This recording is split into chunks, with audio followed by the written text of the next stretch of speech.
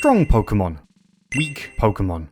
In reality, what matters most is to use the Pokémon that you love best. This is a core idea instilled in the Pokémon franchise ever since the Generation 2 games, and it's an incredibly evergreen thought, but unfortunately, a lot of the forgotten friends in the franchise rarely, if ever, make it to the illustrious Hall of Fame. But what could make this journey even worse? Well, what if that Hall of Fame was guarded by undeniably the greatest and strongest champion in the Pokémon franchise? So thank you for clicking on this video, because we're going to see if the 6 least used Sinnoh Pokémon have what it takes to reach a legendary status, and make it past arguably the hardest mainline game in the series. Will it be easy? No. And will it involve Pokémon that are pretty lame? What makes you think that? But no matter how tough, how painful, and how recurring the failures may come, I'm hoping to bring these underdogs to the pantheon of Pokémon. So typically in a run like this, I'm less inclined to do any funny business and stick to the game as normal until we recruit our first encounter. But given that this is truly an underdog story, I've done some meddling with Professor Rowan's Pokeballs to give us 3 quality choices in starters. The Fire-type Chimp, Chimchar, the adorable Water Penguin, Piplup, and the objectively best Pokemon to choose as a Sinnoh starter. Actually, I'll just go home.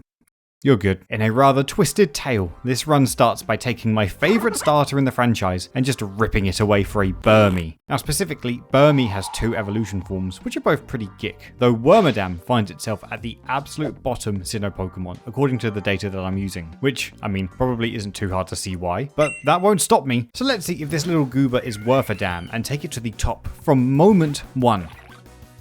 Okay, so that complicates things slightly. One thing I didn't quite factor into account was that Burmy only learns Protect at this point, which is slightly disheartening as Barry's Chimchar can just tear it to shreds for a routine exhibition. But even worse is that we have to, try and get to level 10 without any moves. But fret not, viewer. In Diamond and Pearl, this would be an absolute ball ache. But Rowan gives us a lifeline with the Return TM. That means that through the power of friendship, I don't need to painfully grind this guy on wild Pokemon to do...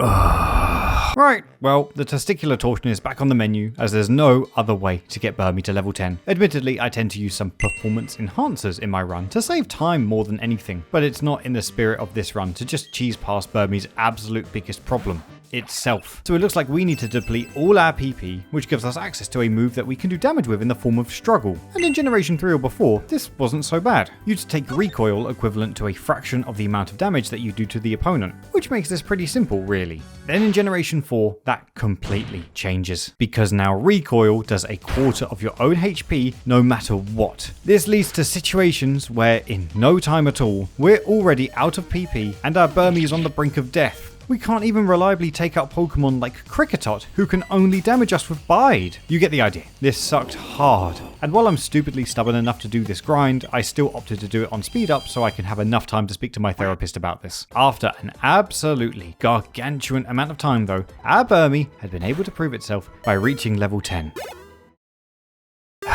By reaching level 10 after just one more battle, learning the move Tackle. I respect that this was a rather unorthodox start to a Pokemon game, but things can finally start to take a more normal shape in Route 202.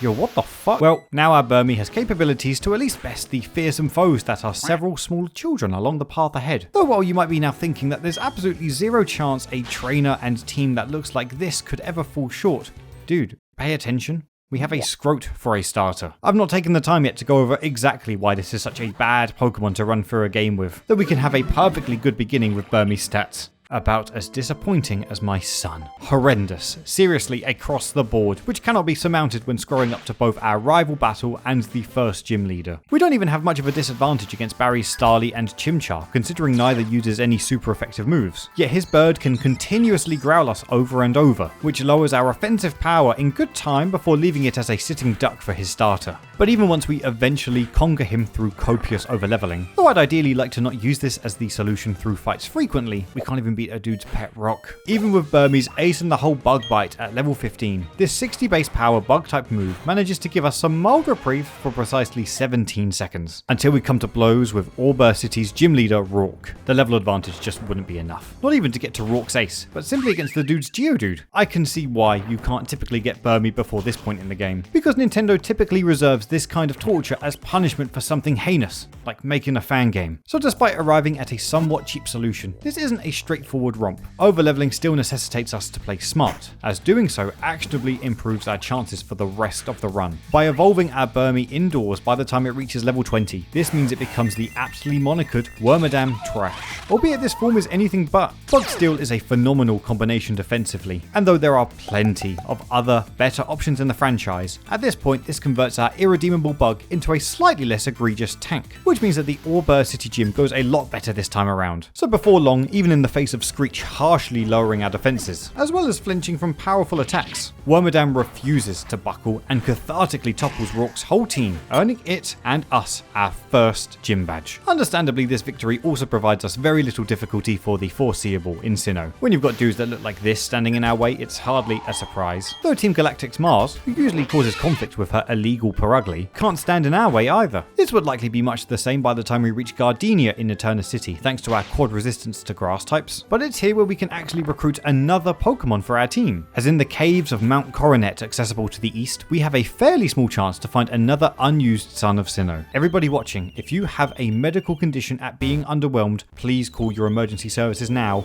It's a Nose. This is a fairly interesting teammate to add in this squad, simply because Nosepass obviously isn't a Pokemon from Generation 4, yet its evolution is, who we can immediately acquire just by leveling up in the electrifying caves. And while you might think that this is strange for a Pokemon specifically introduced as an evolution to fail in making it more popular, look at this dude. There are so many cool, powerful, and better Pokemon to make their way onto your squad. Probopass, meanwhile, has a pretty terrible type combination, in spite of its amazing defensive stats, as well as a fairly acquired design. But hopefully Sir Schnoz over here can make peace with his giant namesake and try not to cry through the pain. I would know. I have one too. So by the time we traverse through Gardenia's gym with a team that looks like this, we absolutely demolish her. Whether it's down to the shock of seeing a trainer this determined to self-sabotage or the oxymoron of our powerhouse Wormadam, we managed to earn a comfortable win. Considering that steel types are probably some of the franchise's favourite, the irony of these two being so unpopular in turn means that we have an absolutely sturdy duo to help us in the foreseeable future. Foreseeable, of course, meaning until the next immediate trainer. Yeah, so despite what you might be thinking, you know, that two fully evolved Pokemon before the third gym should give you some decent leeway. Nope. Not a chance against Fantina's ghosts. Two slow blokes aren't well equipped for creatures notorious for their speed and various ailments that they can curse you with. In complete honesty, I played this fight months ago, and then like a whole bunch of things happened, so I can't quite remember everything that happened at this time. Call it a ghostly apparition that took hold over me. However, looking back over the footage, it wasn't a fun time on our first attempt of this. Just insanely unlucky, frequently, that meant that we managed to defy the odds and shit the bed, even with the type advantage. So while the second fight is much more routine and gives us somewhat of a rudimentary win, that's pretty directly undercut by what preceded it, and you'll start to notice a trend in this run if you pay attention. If that wasn't too subtle a foreshadow for you, then you'll find that out when the game's world expands nicely for us, as we can double our duo's numbers with two brand new Pokemon to add to the team. First up for us is a parallel to one of our current Pokemon, as another cross-generation Pokemon evolution has made its way onto the crew. But who could it be? Is it Licky? No. Is it Tangrowth? Not likely. Or just maybe, it's Rhyperior. I'm just kidding, it was Licky. Another rare encounter of Route 215 finds us this absolute weapon. It rarely gets much shine for a multitude of reasons. Number 1, it is wank. Number 2, a synonym for wank. It's pretty unsurprising that most players wouldn't choose to use this line. Consider that somehow the bane of my existence manages to be used more in spite of the anguish it causes you, but with its eventual evolution into an abomination, maybe it might just surprise us. Oh, speaking of surprises, the egg we received is hatching. But surely it wouldn't be a rare Pokemon that we can't otherwise access. And that's why I'm going to beat my meat. Wait, fuck, no, that's not the right thing. Yeah, okay, so I forgot that we actually only need the good rod, accessible just after moving out of Hoenn City and allowing us to pick up another of Sinnoh's finest. Much like Lickitung was the heir apparent of our Nosepass too, our Wormadam gets succeeded by another paltry choice from this region. Finneon. This is possibly one of the most infamous Pokemon you can think of, right? A Pokemon known for how not known it is. Mono water in a region with some fantastic choices with secondary typings or otherwise means that it was not in a good spot, let alone sharing a type with one of the starters. And with its evolution not particularly excelling in any major way, it was practically destined to a life of a forgotten friend. By virtue of our team though, this guy immediately became my favourite, in all honesty. Something with a base speed far higher than some slow blokes gives our team a far greater breadth and diversity, which was going to be all the more necessary closing in on Sinnoh's mid-game. Fortunately, after arriving in Veilstone City, a lot of things are coming our way. There's a huge level jump in Maylene's Ace, which already gives us access to our top dog's final evolution in Lumineon. Secondly, my Luca coin pump and dump scheme went off without a hitch, which gave us plenty of well-earned money to put into making our team way stronger with TMs and whatnot at the department store and game corner. Also, for whatever reason, Wormadam learned Psybeam. I don't know why, yet there's just one more answer for the fighting type dojo found here. So even though we're not given many great answers for the trio at her disposal, I was sure that we could give it some socks. I'm a fucking idiot. Oh, Lucario, man, it's just so rough. We can get past her Meta-type pretty fruitlessly, but when push comes to shove, her Lucario hits super hard and can heal with Drain Punch to recoup any losses thrown her way, adding on to the painful irony of a steel typing that somewhat rules a lot of what our team can do, and things just really feel quite bleak. It goes even worse on our second attempt when her Lucario wipes out our Lumineon in a single shot thanks to a crit, and though our Lickitung inexplicably can wield a huge plethora of moves such as Fire Blast to hit reasonably well, Unlucky Paralysis further frustrates us. By the third attempt, it was getting quite exhausting that her Serene Grace Lucario continued to defy us with Lucky Paralysis Force Palms against our only hope in this fight, not even managing to paralyze her with our Probopass either. And yet, in our darkest hour, our starter with a chip on its shoulder proved itself huge. Not only did it outlast and vanquish Lucario with its psychic energy, but staring down another turbulent tussler in Maylene's Machoke, we get the confusion. A coin flip was the reason that this loss became a win, and it did feel awesome to pull it off, but did it feel earned? I'm not so sure. So far, beyond brute forcing our squad, the performance has been quite lacking amongst our team. We do eventually manage to win, though these feel rather shallow in the face of triumphant clutches I've been hoping to achieve, you know? And alas, that thread would weave into the Veil of Vexation for pretty much this whole run in its entirety. This was something I was desperately hoping wouldn't keep transpiring, as we still had other captures on the team to try and fill in any of the gaps that we had. Like, surely there was something just around the corner that can come in and provide us with exactly what we need. Have we checked around every corner yet? Look man, I'll keep it a stack. I do quite like Carnivine, the Lumineon of the Green as it's formerly known. Another infamous Pokemon from the Sinnoh region due to its relative forgetfulness, who is in some crazy stiff competition with the other grass types in this game, along with being sequestered in the fairly confusing Great Marsh, and you're just begging for this guy to die, aren't you? It's also just another fairly slow Pokemon, which seems to maybe be some kind of trend for this team, though in its case it can't back it up with particularly amazing stats offensively or defensively too. Just another somewhat lame duck of a creature that we'll do our best to work with, albeit that much doesn't even come to pass in the next gym. Crash Awake should theoretically be a bit of a sleepwalk for our Crown Chomper, excluding his lead Gyarados, and so I'd hoped that this fight would be the one to buck the trend.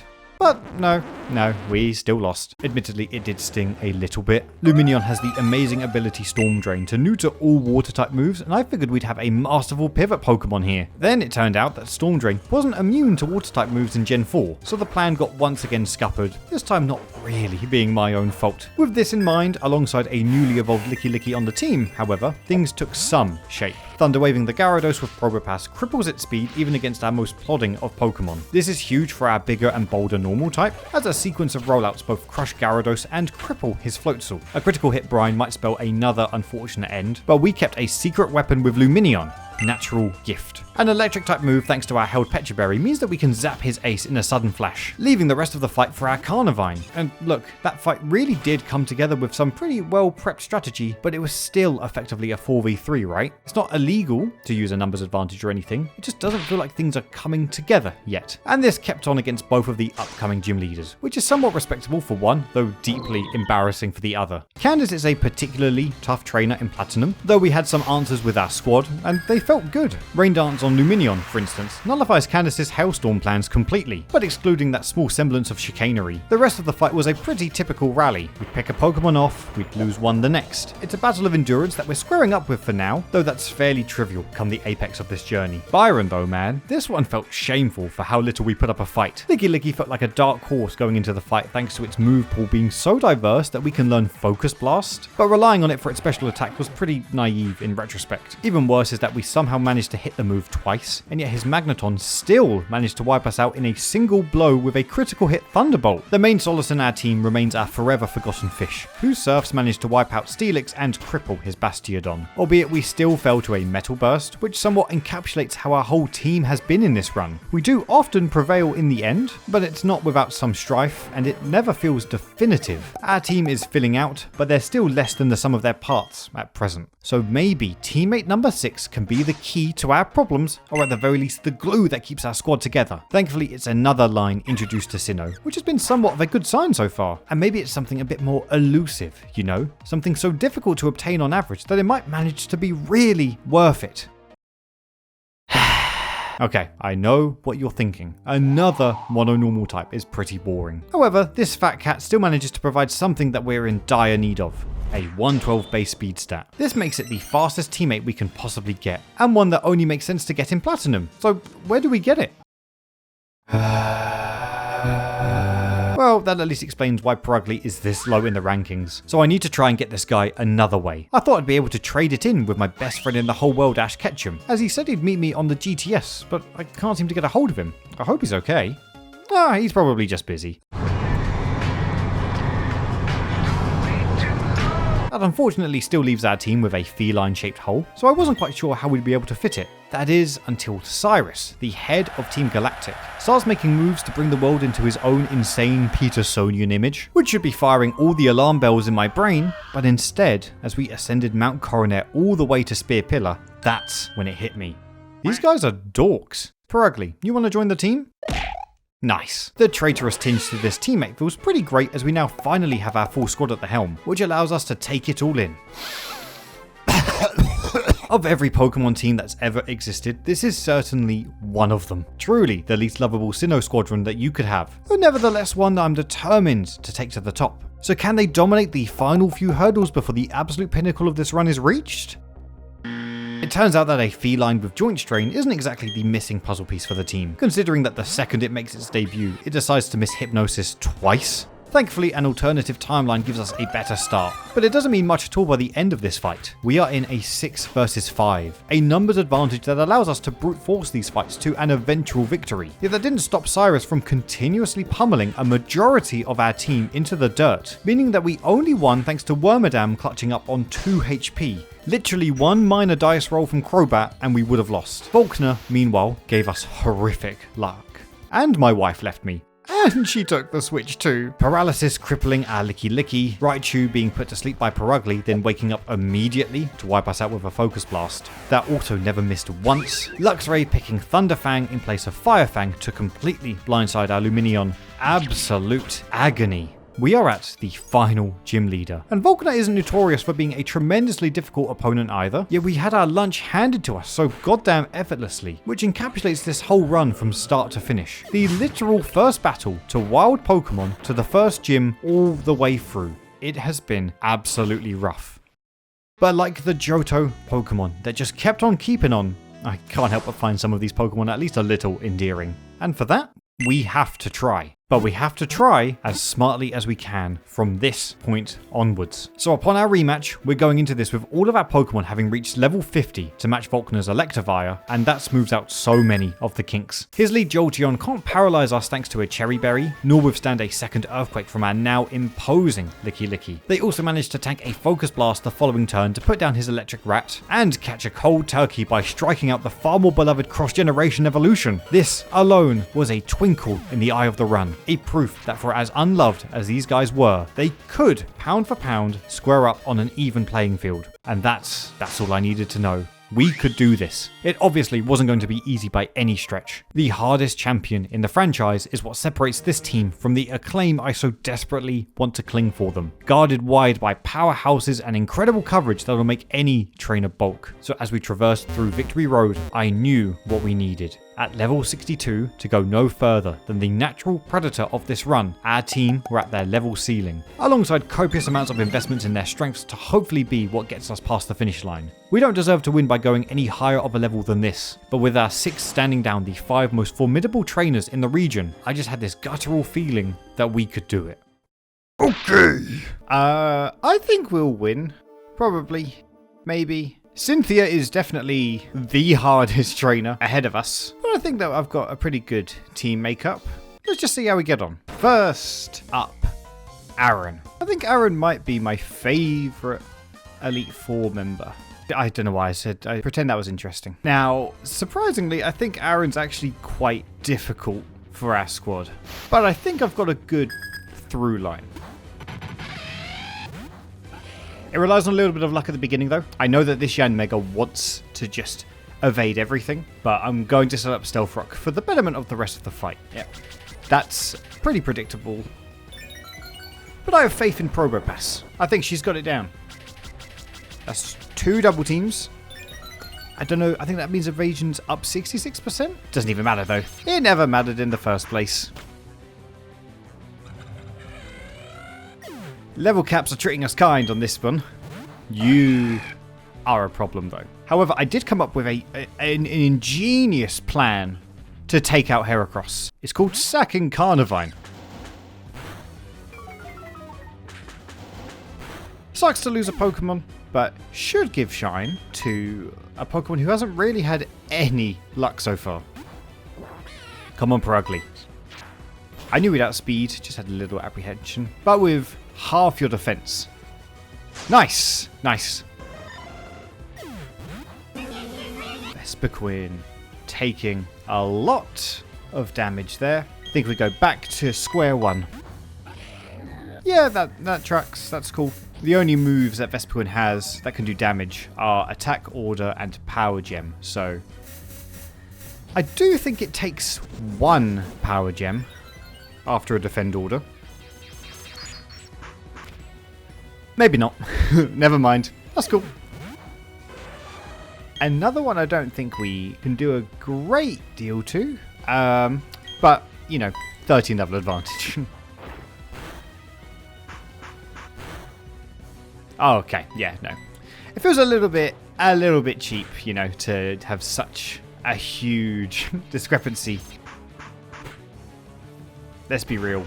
We need all the help we can get with this squad. And Drapion. I think I just go with Power Gem.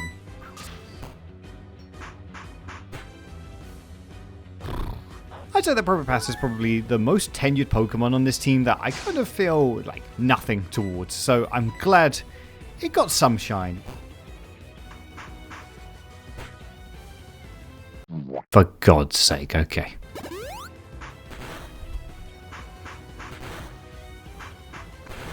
One down. And I only had a 10 level advantage. Let's just ignore that. I did have a plan of using Natural Gift with Luminion and for specifically the Sizzle. It didn't matter. Bertha. Now, I don't want to completely diminish the middle part of the Elite Four, but I do have a Water type. You know, it really pains me sometimes that I have to face Pokemon perfection. I think a Power Whip should do the job, though. Okay, we're outsped. That's fine. That's expected. Whiscash is the best Pokemon ever, right? Until it touches a blade of grass. Do I switch now? Yeah, you never go for Thunderfang. Now it's time for the main event. Carnivine did good, but it's time for the real goat of the team. Yeah. Okay, well maybe this part's going to be a little bit more light. Yeah, okay. Yeah, okay. Bertha, I'll let you know if Flint holds up any more resistance.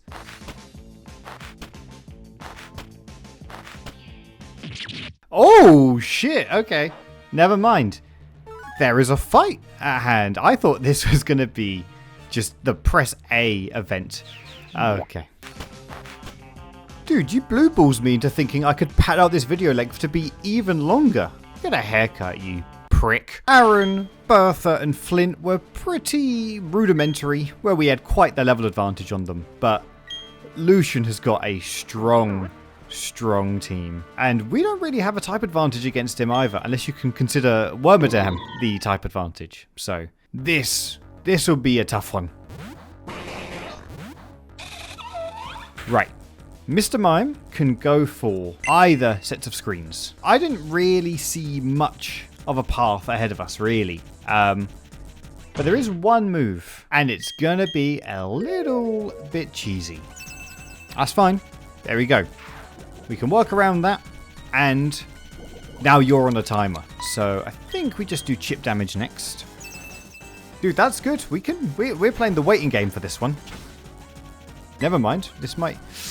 Do I want to take out now? Yeah, it would be silly to not.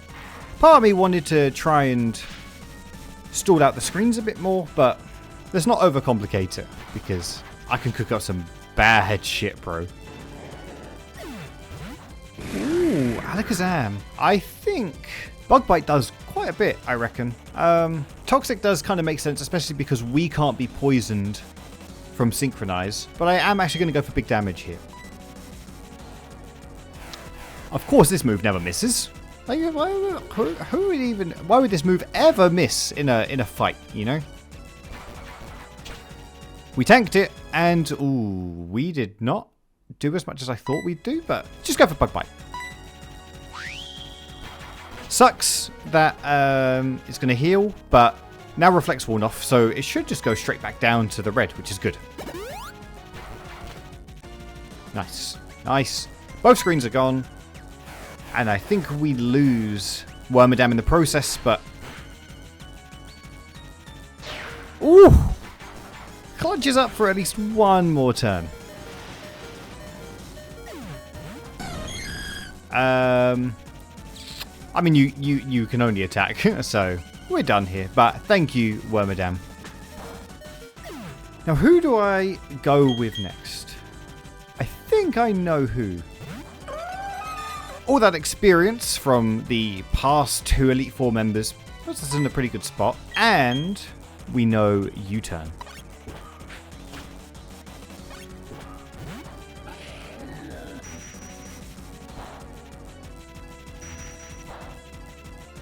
Good. A little bit of chip damage for the rest of his team. Ooh, I don't think that crit should be too bad. I don't think this does a lot, though. I think Espen's got quite good special defense. I lied. Gallade is terrifying. Fighting is just like such a bad type for the team. And so I think because of that, thanks for coming, we needed the clean switch for a surprisingly good counter, I think. Purugly is not only stupidly quick, and so, you know, it's got some firepower behind it, but there's one thing about it we can all agree. So it's very charming. Potentially this was just an overly cautious measure, but just in case the rest of the team was to struggle with it, especially because it can get its health back. Yeah, no, that's pretty good.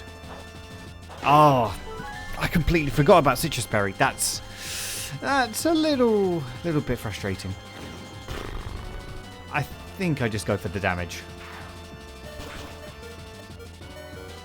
Was hoping we'd go a bit further with Purugly. It gets the crit. Okay. Quite lucky. A little bit cheap, but it's got a high critical hit ratio. So the only thing is that I might have not wanted it to stay alive because Bronzong is pretty tough. Just need it to go down. It's fine. I'm hoping it being so low, it just goes for an attack and we are good. Okay, yep. So now it can't do anything much in terms of physical damage. It just has Psychic as its only move. So I think it calls for the ace in the hole. Feels quite cheap, can't lie, with such a level advantage, but I know we're going to need it. It's pretty sweaty. That was not a super easy fight, but we have just beaten the Elite Four. A lot went our way through all of that. Let's be real, level advantages, quite a bit of luck on some aspects too, but those Elite Four gym members are coughing babies.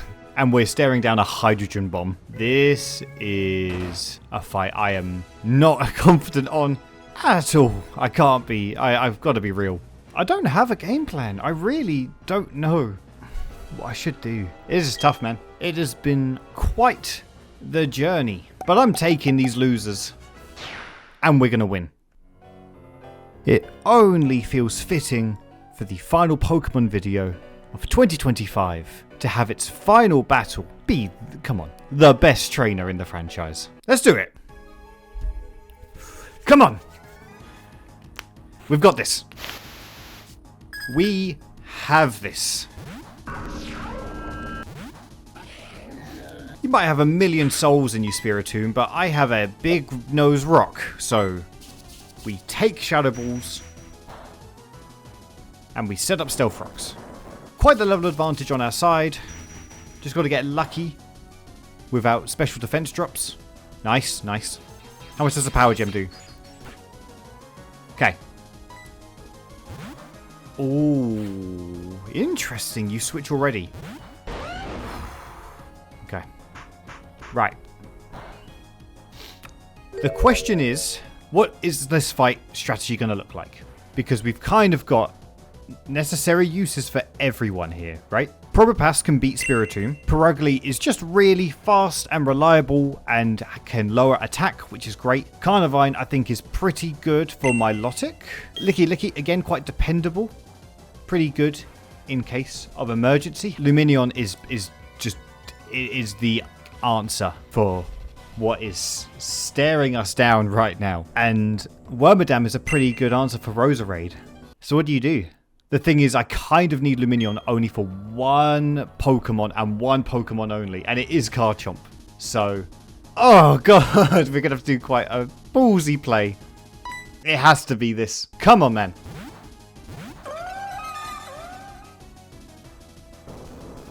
You eat this shit for breakfast, Lumineon. Come on.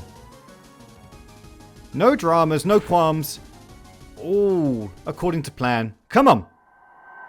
Nice. Nice. And you had better outspeed and kill this thing with an Ice Beam. Time to a week with a Nevermelt Ice. With boosted special attack from all the EVs. First fucking Pokemon down. Come on, we've got to fight. Here we go. Okay, 6v5. Roserade. Awesome Pokemon. A little bit scary. If not for our day one. Beautiful, perfect. So glad it didn't go for Energy Ball for some reason. And Wormadam's picked up a few new moves along the way. Hey, Stealth Rocks. Pretty huge there. Come on, get the kill. Nice, nice. Okay. Excellent start. A little turbulent and a little bit risky. Okay, Milotic.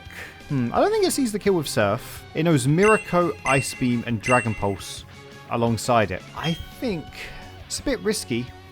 I think we go for Toxic. Yeah, okay.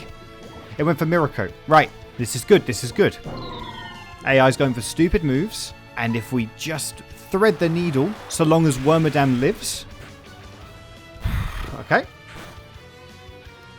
Okay, that does not do a lot. Now, who do I go with? Do I just let Wormadam go down? I think so. You know what, Wormadam? It's been a pleasure. Despite our begrudging beginnings, I think you're pretty alright.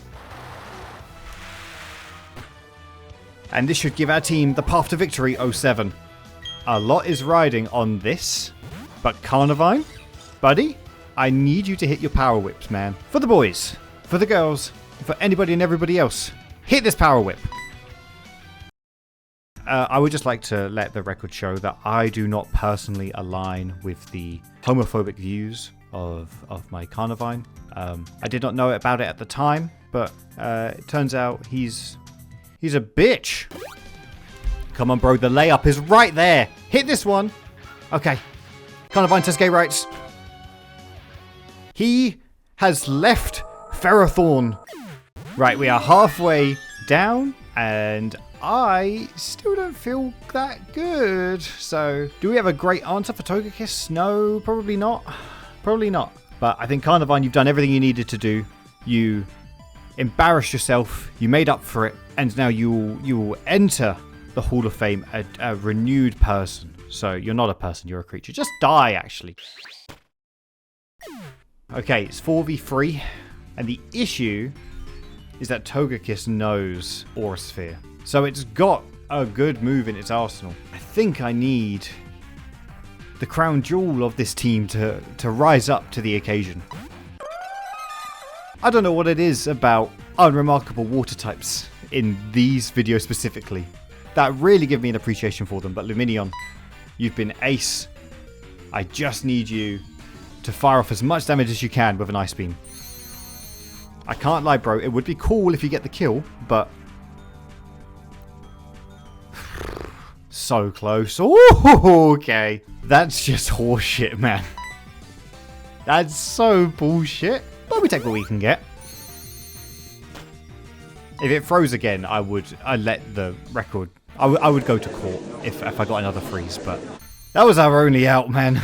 Really, for that to have occurred. That's stupid. Ooh. Okay, you're a bit of a problem. Oh, you don't go for extreme speed other than the fact that it kills, right? Oh, fuck. I wiped out Cynthia's ace very early on, but mine is gone, and we've got a team of Pokemon that are slightly worse for wear against fighting types. I have to go with Purugly for now. It can't do a great deal. It only knows Body Slam, Shadow Claw, Aerial Ace. I guess I'd go for Body Slam and hope for Paralysis.